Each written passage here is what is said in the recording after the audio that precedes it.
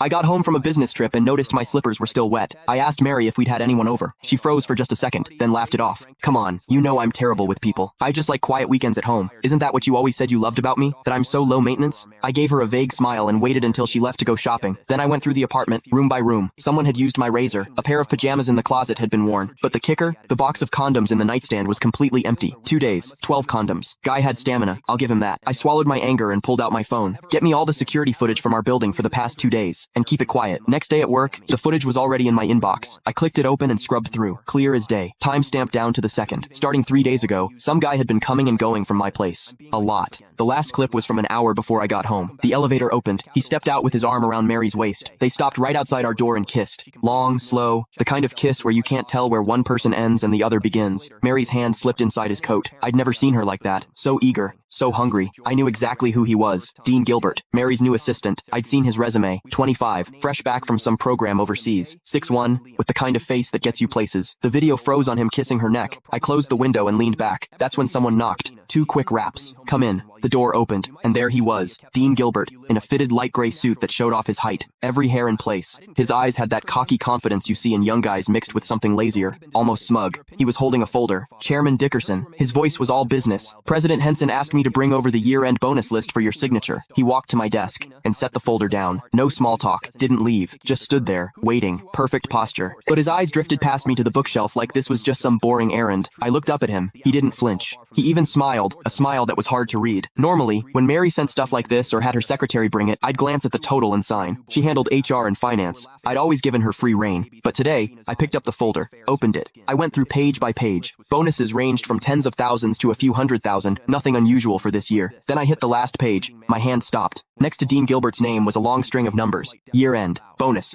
$1 million. And in the notes, plus one company BMW, 730 Lee, $1 million. A BMW 7 Series. For an assistant who'd been here less than 6 months. I stared at that number for 2 seconds. Then I looked up. Dean was watching me. That little smile had gotten bigger, and there was something in his eyes, now impatience. Chairman Dickerson, is there a problem? His tone was still polite, but there was an edge, a push. Miss Henson is waiting to head out. He made sure to emphasize those last words. I picked up my Mont Blanc pen and uncapped it. The tip hovered over the signature line. Didn't touch down. Mr. Gilbert, you've been with the company about 5 months now, right? My voice gave nothing away. 1 week shy of 5 months. Quick answer. Smooth. I said nothing. I signed. Thank you, Chairman Dickerson. He took the folder back, flipped to check my signature, then closed it. And right as he turned to leave, I caught it. His lips moved. Fast and silent. No sound. But I could read it clear as day. 3 syllables. Old bastard. He didn't even bother closing the door behind him. I stayed in my chair. Didn't move. The pen cap clicked back into place. Click the link in my bio to get the full story for free.